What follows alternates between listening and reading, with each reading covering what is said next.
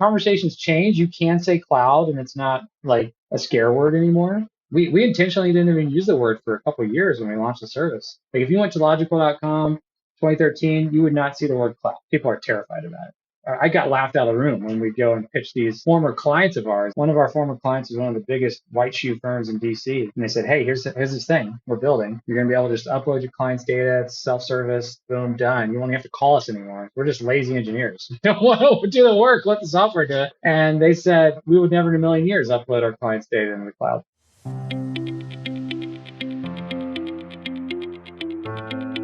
Today on LawNext, Andy Wilson, co-founder and CEO of Logikcull, on the 10th anniversary of the company that was one of the earliest cloud-based e-discovery platforms and whose mission is to democratize discovery for all.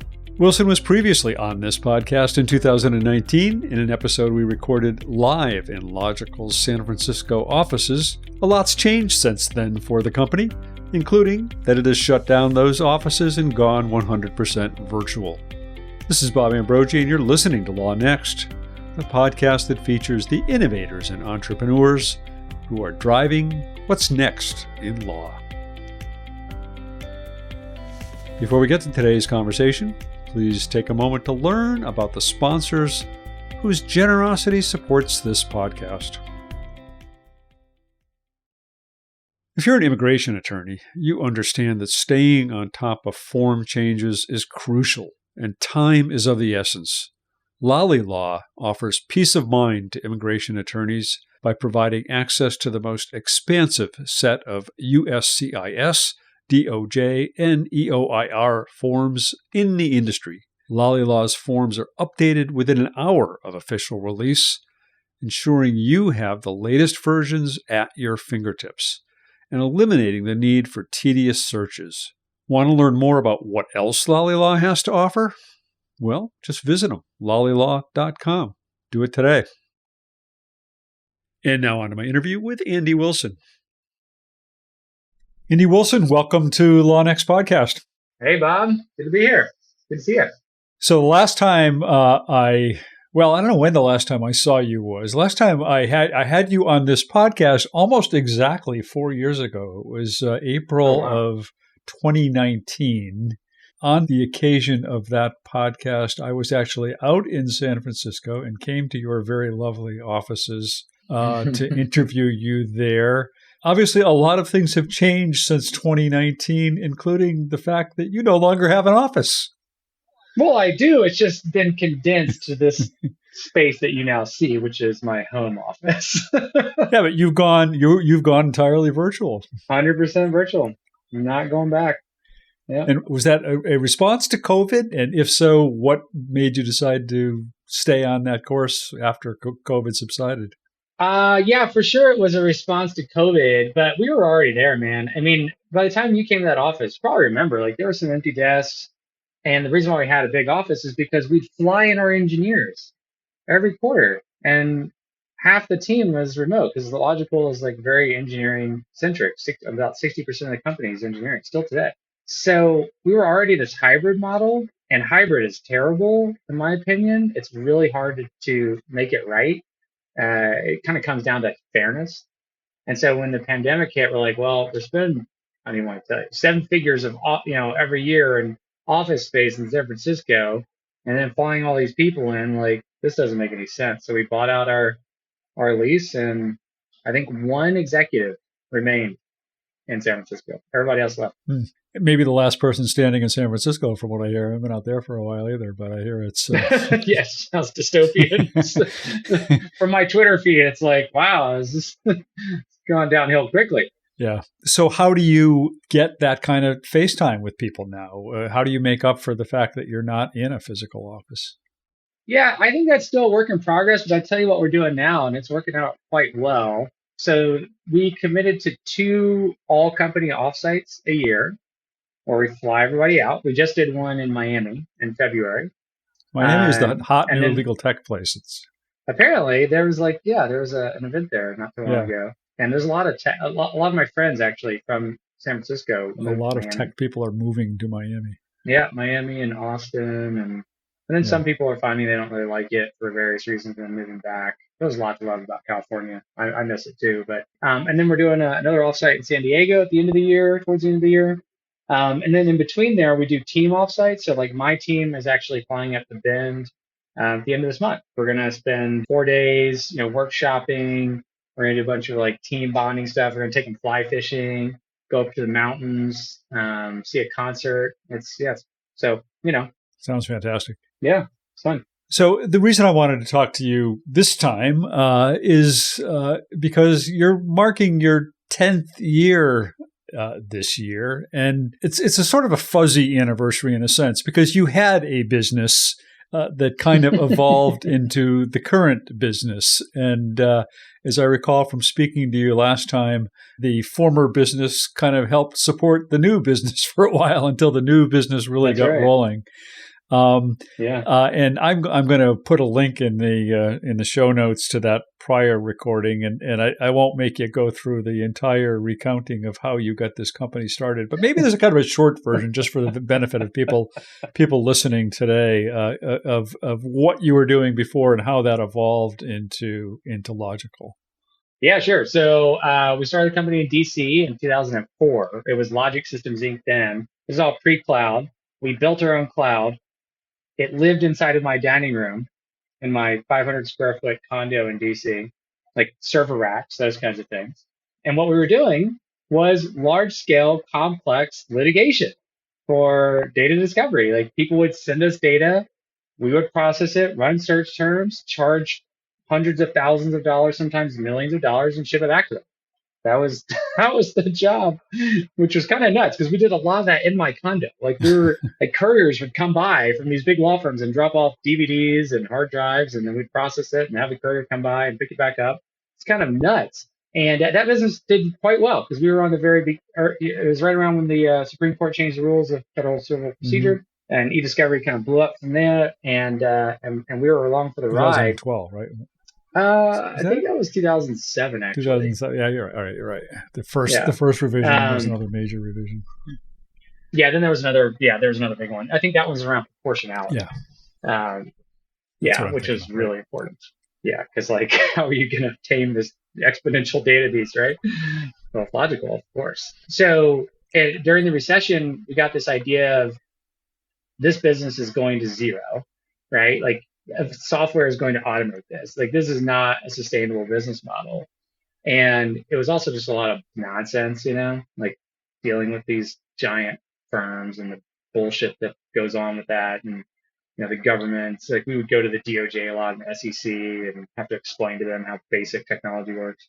It's really frustrating. And so we got the idea of like, well, what if we were the company that built that and made it so that anybody could do it? And that's where we came up with the idea for Logical. So yeah, we had to fund it ourselves. And you were one of the early e-discovery platforms in the cloud. Yeah. And it's funny when I talk to people who I kind of last had a substantive conversation with them pre-COVID, and then I'm speaking to them now because I remember again talking to you in 2019 and talking about the struggle to get attorneys to feel comfortable around using a cloud platform in your early Yeah. days and how that was evolving. But Don't say the word cloud.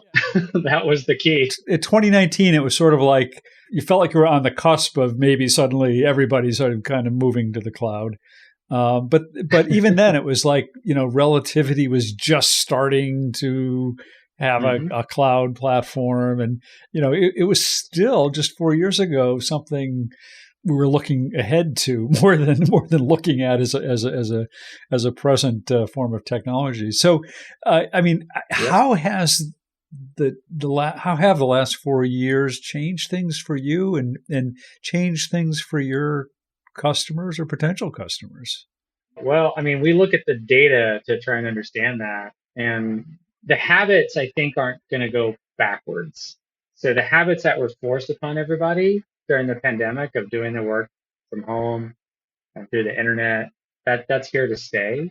And so the things that we look at to see if that is sticky, we look at hours logged in the app, like daily active users. weekly active users. We looked at data growth, like is data continuing to grow during the same time? And it all just keeps going up and to the right, like just crazy. We were chatting just before this. Like it took us 10 years, 10 years. We launched it on April 1st, 2013. We just celebrated our 10-year anniversary. It took us 10 years to get to 100 million documents uploaded in a single month, which happened last month. Now it's going to take us less than a year to get to another 100 million. And it's just this exponential curve. And the amount of time people are logging online now will blow your mind. Like we'll probably see this month close to 80,000 hours logged in Logikcull across all users. And is that something that you think is unique to Logikcull, or is that just a reflection of what's happening across the industry?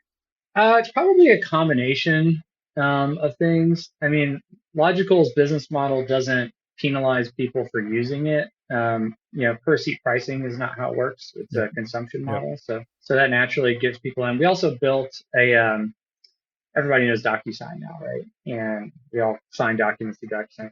We built the same thing for document productions.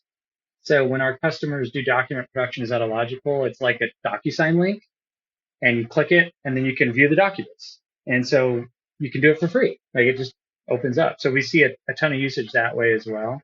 So it's a combination. It's the habits that were forced on everybody, and then just the way that the business model works. Yeah. Are you having to have the why cloud conversation anymore, or is everybody understand that now? Oh man, I wish. You'd be surprised how much paper and PDFs are still floating around out there. It is. That's oftentimes what we hear from our prospective customers. It's like, hey, what are you doing now? How are you managing this? They're like, oh, well, we use Adobe. Or like the partner at my firm loves to print everything out to paper. Like, you got to be kidding me. So yeah, you still hear it, and the conversations change. You can say cloud, and it's not like a scare word anymore. We intentionally didn't even use the word for a couple of years when we launched the service. Like if you went to logikcull.com 2013, you would not see the word cloud. People are terrified of it. I got laughed out of the room when we go and pitch these former clients of ours. One of our former clients is one of the biggest white shoe firms in DC. And they said, hey, here's this thing we're building. You're going to be able to just upload your client's data. It's self-service. Boom, done. You won't have to call us anymore. We're just lazy engineers. We don't want to do the work. Let the software do it. And they said we would never in a million years upload our client's data into the cloud. I'm like, okay, moving on. I've gotten chastised a couple of times recently from people who listen to this podcast who say, you just start talking to these people as if we know what they do, and we don't always know what they do. So what is Logikcull I'm a digital do? Garbage man, Bob. Garbage in, garbage out. The problem is for me, sometimes I've known of these companies, or I've known people. I mean, I met you not long after you started at least the cloud-based version of Logikcull. I pulled you aside at a conference. I was like, Bob, come here. I want to show you this thing. You did. Hunted me down on the conference floor. And we talked about it. But so for those who perhaps have never heard of or just not fully familiar with Logikcull, what do you do? It's the world's easiest to use discovery platform. Anybody can use it. Like our whole mission is democratize discovery. We have customers, largest companies in the world spending millions of dollars a year to the smallest person spending a couple $100 a month, and then done. So it's a self-service discovery product. You can use it for any kind of dispute investigation or records request. So as you can imagine, that's a lot of different use cases. Everything from like litigation, internal investigations, third-party subpoenas, open records requests. We have a lot of government customers that are very happy that they have a product that can handle the influx of FOIA requests, which you're very familiar with. I wouldn't be surprised if some of your FOIA requests went through Logikcull. Well, I wouldn't be surprised. You had some municipalities in Massachusetts as of the last time we talked. I don't know whether that's still true. City of Boston. You still have the City of Boston. Yeah. Okay. Oh yeah. Yeah. They stick around. There's another one you were chasing, but I guess you didn't get them. Well, some of the conversation. I think that was Cambridge actually. Yeah. They told us one of the most hilarious stories around how they redact documents.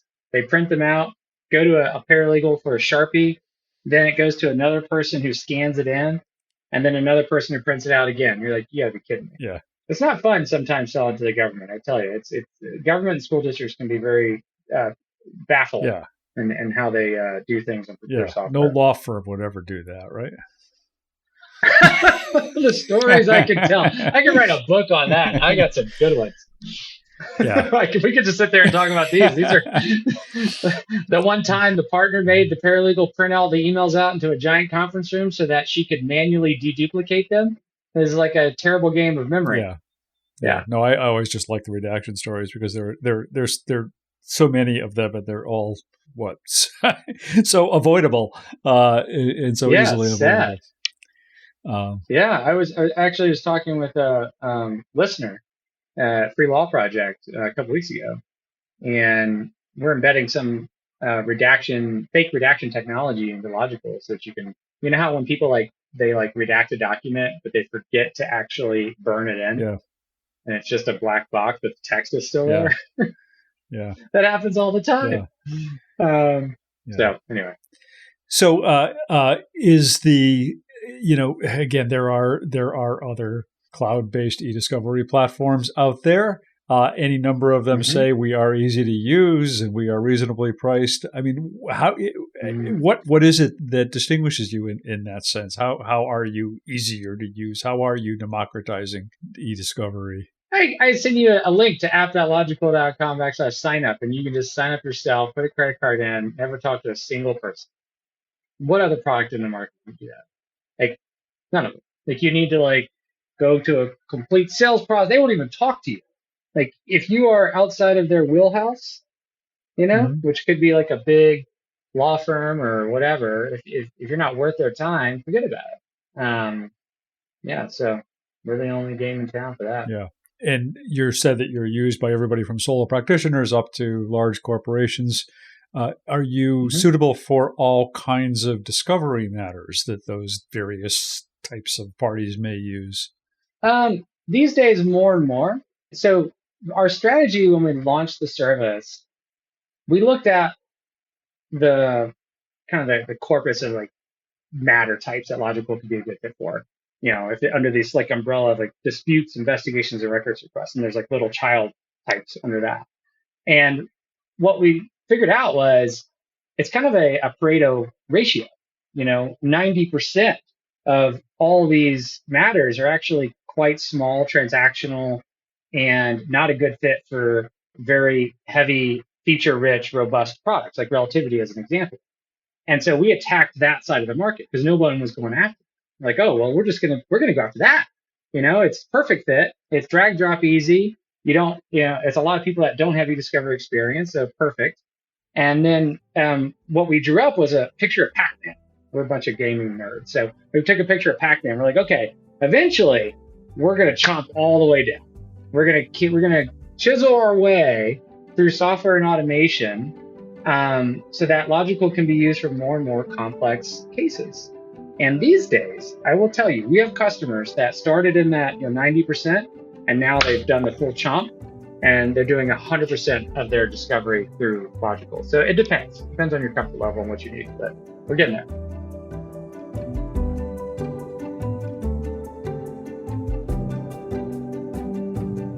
This year marks the 10th anniversary of Logikcull, which was one of the first cloud-based e-discovery platforms. As you've heard Andy Wilson describe, it was an uphill battle in those early days to get lawyers to trust putting their documents in the cloud.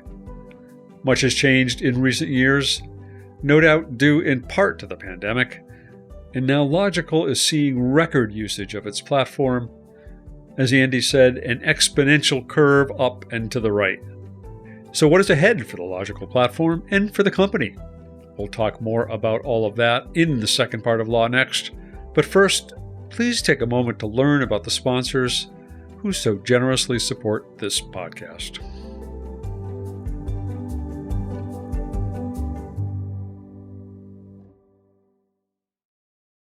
Immigration lawyers need the flexibility to meet their clients where they are. With LollyLaw's customizable features, you can tailor your services to meet your client's needs. With built-in features like Lolly Payments, you can easily create automated payment plans, send payments via SMS, and accept payments online or in person, streamlining your payment processes and getting you paid faster. Visit lollylaw.com to learn more about how LollyLaw can support every aspect of your immigration practice. Welcome back to LawNext. I'm speaking with Andy Wilson on the 10th anniversary of the company he founded, Logikcull. In a recent product update event for Logikcull customers, Andy dressed up like Neo, the Keanu Reeves character from The Matrix, and he could even be seen flying in the video. I've always been struck by the cleverness of Logikcull's marketing campaigns over the years, so I asked Andy how the company came to take that approach. We pick up there.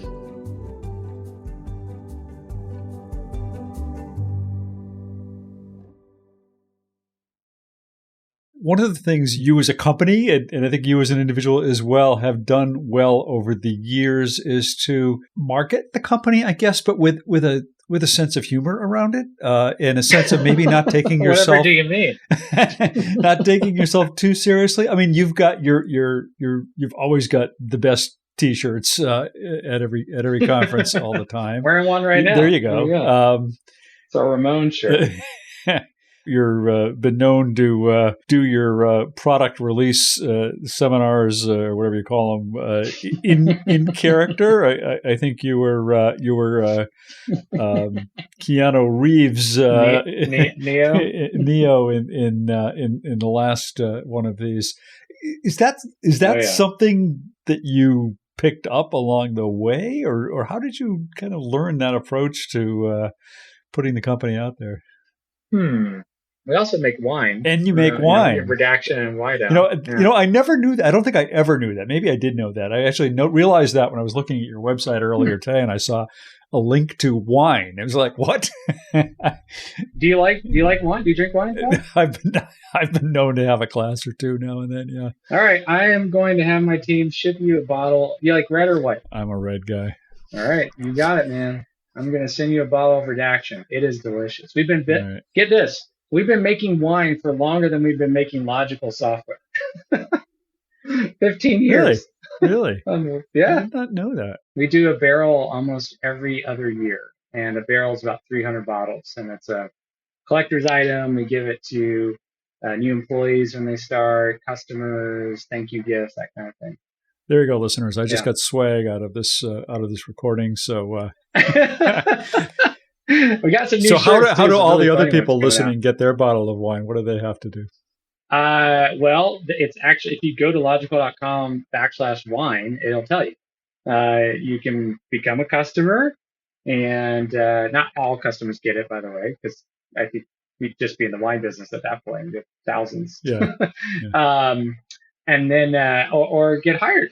And we intentionally don't hire a lot of people. We are lean and mean company. But back to your question. So it is mostly strategic. So when we looked at the business model of e-discovery, we're like, this is a kind of market that is upside down.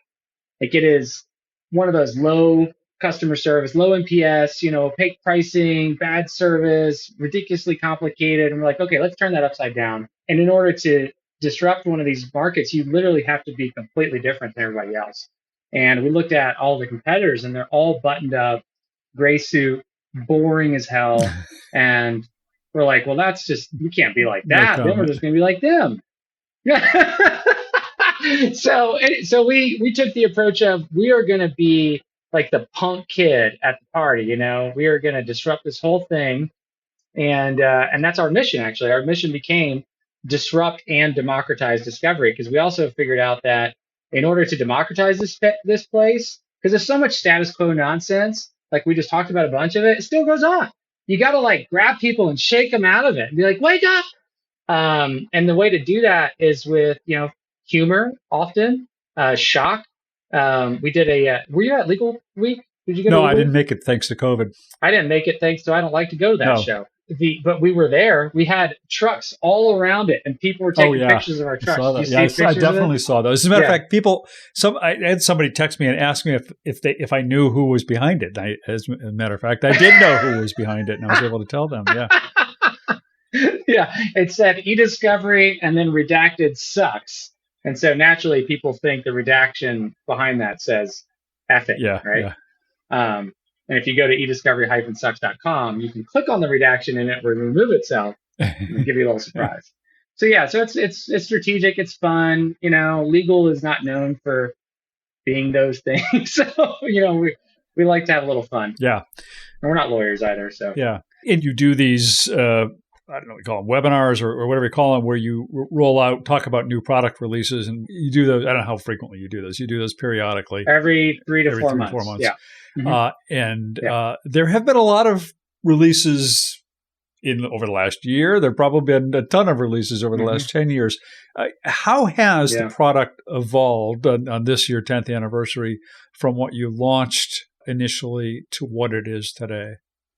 Well, we have a mindset of strengthening the strengths, like let's make the things that people are using even better and not overcomplicate. One of our core values is engineering powerful simplicity, which we use that as a kind of a North Star. I think one of the problems with building this type of software that covers so many different use cases is it can become bloated very quickly if you don't control yourself. And that's happened to everything. You remember Clearwell? Yeah. Okay. Yeah. Clearwell was incredibly easy to use at one point, and then it became incredibly complicated. And that's the curse of a lot of software. It's like user seeks out easy to use software. Software becomes bloated and complex. User seeks out easy to use software, and then the cycle repeats itself. And we didn't want that cycle to happen to us. And so we adopted this value as a North Star. And so I say that as like foundationally. So like the product is still very much the same. There's 3 tabs: upload, search, and download. We added a second product, legal holds, and we added a really cool product for legal holds in Slack. Because one of the problems with legal holds these days, and I'll get to some of the other things that's changed in a second, but legal holds are a phishing vector for bad actors. Because now I could go online. We actually wrote a little script using ChatGPT and some other things to fake an email legal hold from a lawyer at a corporation that looks legitimate, citing some employee that recently left, which we also automated. And then you click the link and it takes you to this webpage that says, don't click links from lawyers, from email. Like, that's a bad idea. So we built an app inside of Slack where the legal hold actually pops up inside of Slack. That's a new thing. But a lot of what's happening in Logikcull these days is very AI and automation. There's a lot of hidden AI below the surface. So that's kind of the new cloud. I know AI is in the zeitgeist, but I think it's a mistake to really push that because people are still very unaware of what it is and how it works, and so they're naturally concerned about it. Yeah, well, that's what I want to ask you about as well, because of course, as you said, it's in the zeitgeist. I guess it's all everybody's talking about. Just before we're recording this, I just got off yet another product demo of yet another legal tech product that's incorporating GPT in some way. How do you approach, being cognizant of the sort of new generation of generative AI and some of the new AI tools that are coming along? You introduced a ChatGPT feature earlier this year, I think at Legal Week, actually, right? And that took us like a 2 days to make. Yeah. By the way. So that was just to show you what can be done with this. So what can be done with it? I guess that's my question. Well, what are you thinking about what can be done? How does it relate to your product to begin with? So the technology behind ChatGPT is large language models. Like, that's the real breakthrough in the transformer model. Right. I don't want to get too technical, but that's the real breakthrough. And the thing about these technologies, they make interacting with databases and large piles of data in a natural language way so easy to do, right? It's pretty incredible. So if you think about the work that our customers do inside of Logikcull, what are they doing?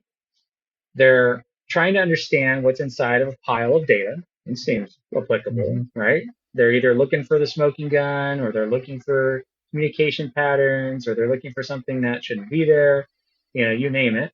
Then when they get on those documents, sometimes these documents are very complicated. The demo that I showed at our launch event was a medical bill, and it had a lot of jargon on it. And so I asked LogicBot AI, which is the name of our LogicBot, non-gender. I don't know if you've noticed, but all these, why are they, it's like everyone's a female chatbot name. Like, what the hell? Yeah. Except people not get the memo. Except Harvey. There's Harvey AI in legal. Yeah, okay. Well, how about let's not use a human name because that's not what it is. Anthropomorphizing these AI Yeah. bots is just weird. So ours is LogicBot, LogicBot AI, and so you type summarize, and it just takes that text and it understands it and it summarizes it for you to show you like, okay, here's what the patient is owed, here's their name, here's their address, here's the patient ID, etc. And then you can take that further and say, define this thing. I don't know what this is, you know. These are things people are already doing today. They're just doing them in a very inefficient way. Like they'll open up a new tab and go into Google and say, "What is this?" You know, or they'll copy and paste stuff. So that's just kind of an easy way of thinking about it. But we're building our own LLMs. So LLMs are there's a wide variety, Mhm. and it's democratized now through products like Dolly Mhm. 2.0. You might have read about that from Databricks. There's a bunch Yep. more. And so the way we're doing it is it's not ChatGPT at all. Like there's no connection there.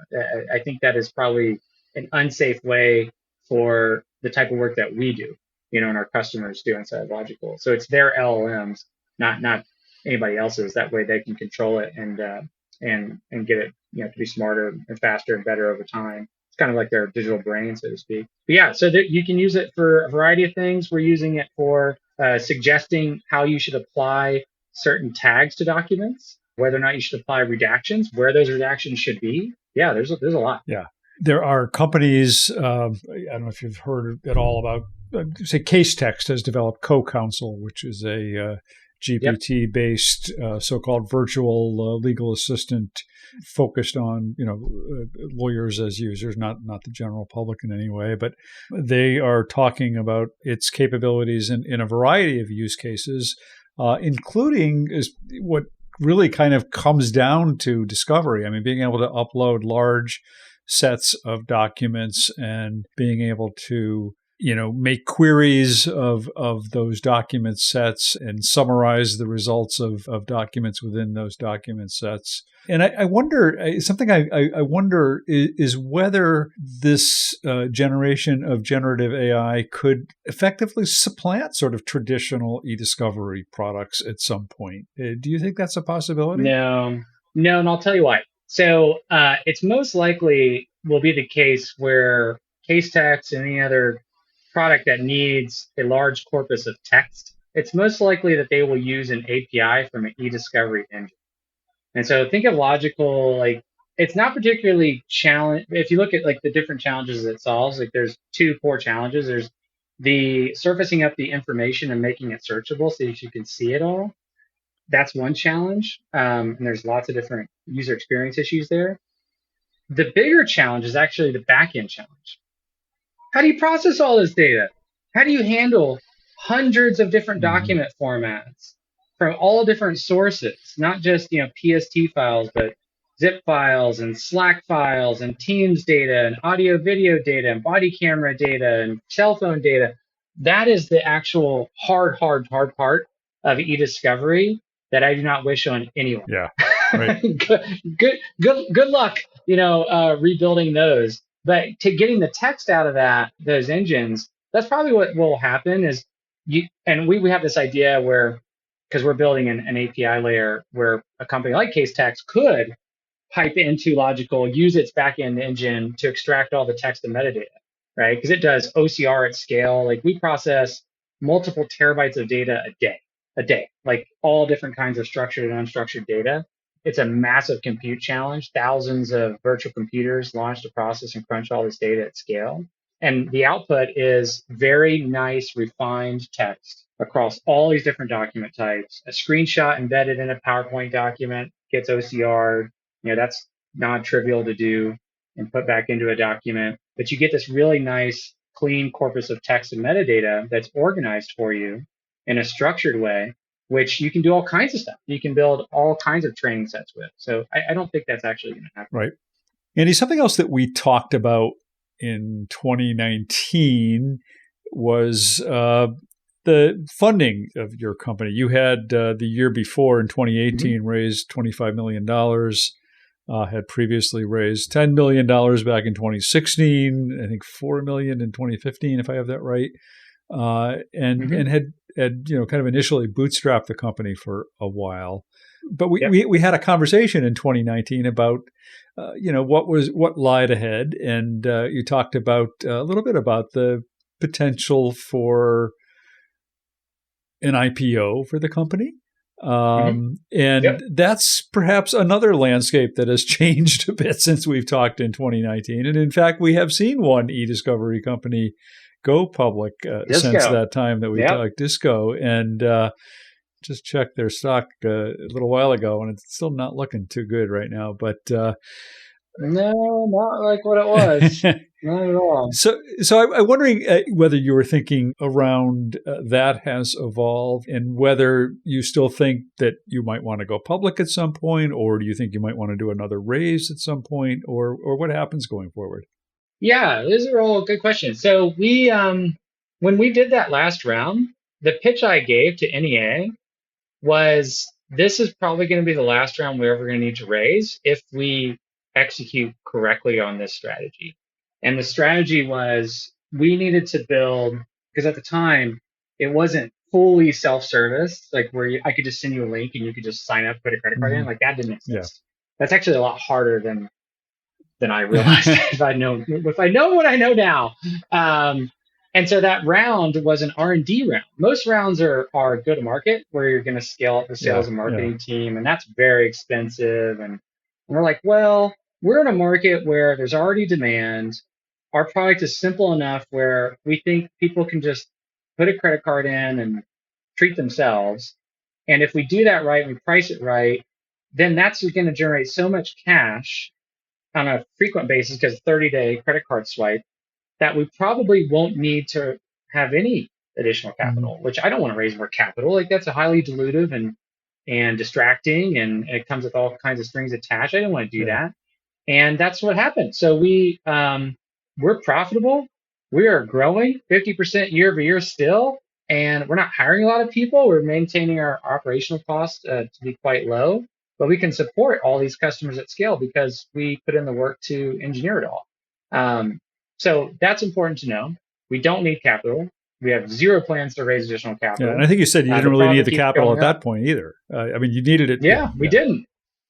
Yeah, we needed it to fund the engineering Right. engine, Yeah. right? And because I just looked out 10 years, I was like, there's no way that software is going to be sold in this old school way. Yeah.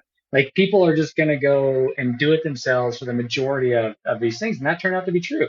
And even more so today. So the question on going public or not, that has changed. And it's not because of the tech market being hit so hard over the past couple of years.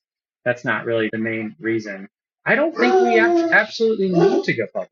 I don't know if you hear my dog in the background. He's now barking. It's okay. Somebody's here. That's one of the upsides and downsides of working from home. Occasionally, you get a dog barking in the background on a podcast Yeah. video. So we're going to be in a position to, if we want to go public, we can at any time, and we're very close to doing that. Yeah. Yeah. So it's not a requirement. Yeah. Because we don't have that overhang. Yeah. You know, like some of these companies that have raised so much money, they kind of have to. Yeah. Well, I think something I remember you saying is I think you said something along the lines of you think a lot of the best companies are public companies, and that it says something about the company. It's not just something they do because they have to or something.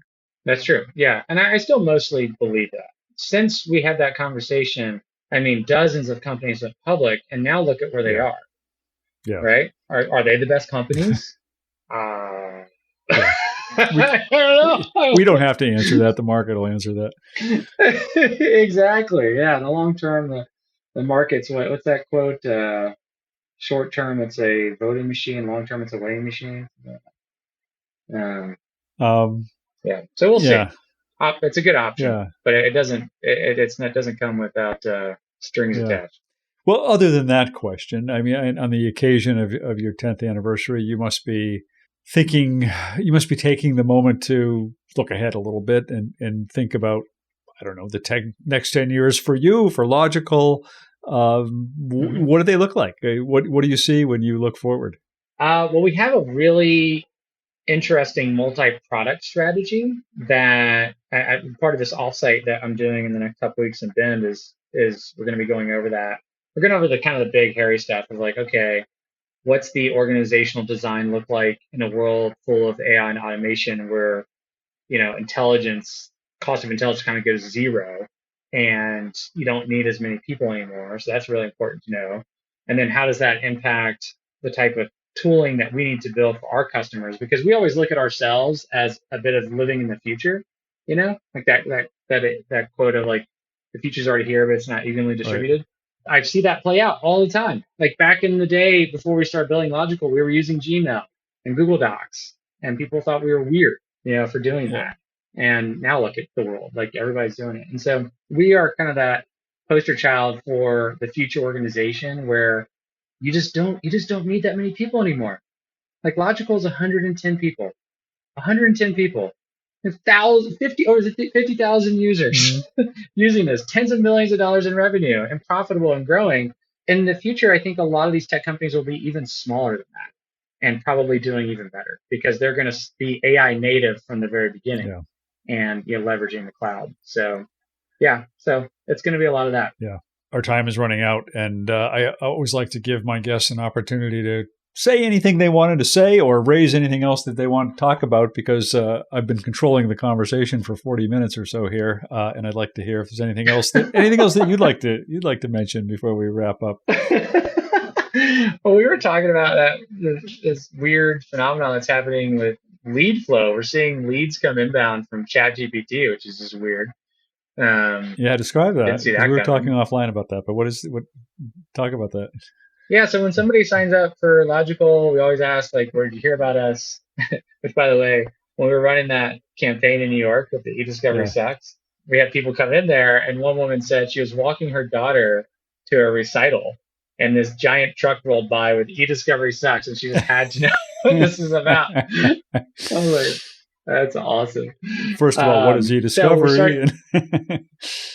Well, no, she knew what Oh, it was. That's why she signed up oh, because she agreed. She agreed with oh, our advertisement. She was like, "You're right. It does suck." And for a lot of people out there, it really does. The stories we hear are kind of heartbreaking at times. So anyway, we're seeing this interesting change as ChatGPT is taking over the world. I use it all the time, by the way. Like I used it this weekend to make breakfast with my daughter. Like she threw in a bunch of ingredients and said, "Make me breakfast." I'm an 11-year-old girl, and it just made it.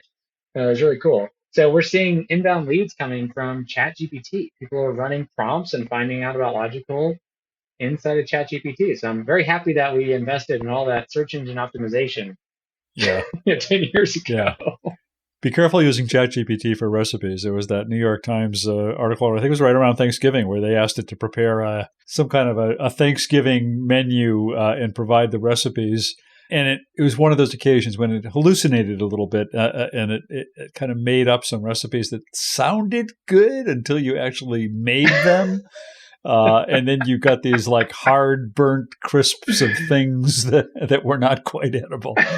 So I've had a pretty good go. I'm using version 4, yeah, which I think okay, came all out right, after yeah, that. But like it's a great way to empty your cupboard. yeah, I used it just the other day, just threw in a bunch of ingredients, boom, yeah, put something on the yeah. grill. It was A good great. a good baking powder and peanut butter. What can I make? Yeah, Yeah, my sister-in-law, she lives in the middle of nowhere in Boonville, California, on a farm, and she was super skeptical of it. And I said, "Well, give me some weird ingredients." She's like, "Okay, fine.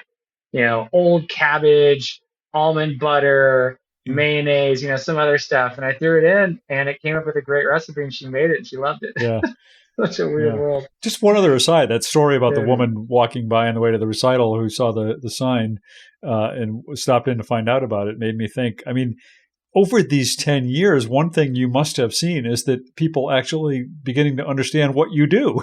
I mean, e-discovery was such an Yes. esoteric area for a long time. And I think even still in the Oh legal yeah. profession, there are lawyers and legal professionals who really don't at all know what the e-discovery is. They know it exists. They know it's a thing, but they don't know what it is.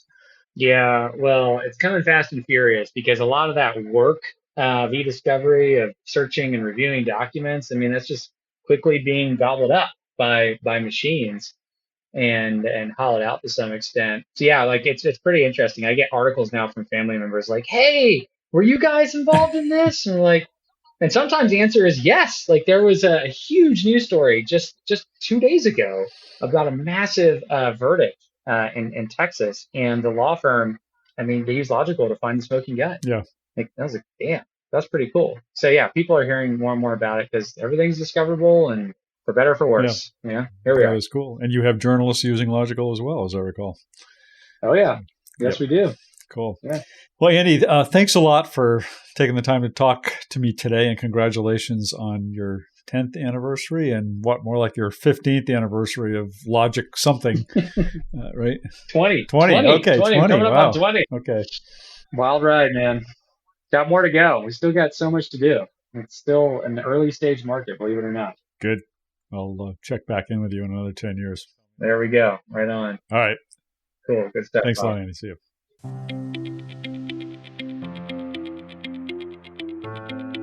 Big thanks to Andy Wilson for taking the time to be with me today, and congratulations to him and to everybody at Logikcull on their 10th anniversary.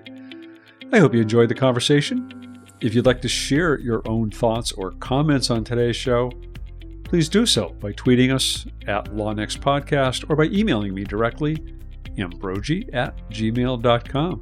LawNext is produced, engineered, and edited by Populous Radio. I'm your host, Bob Ambrogi. Please join us again next time for another episode of LawNext.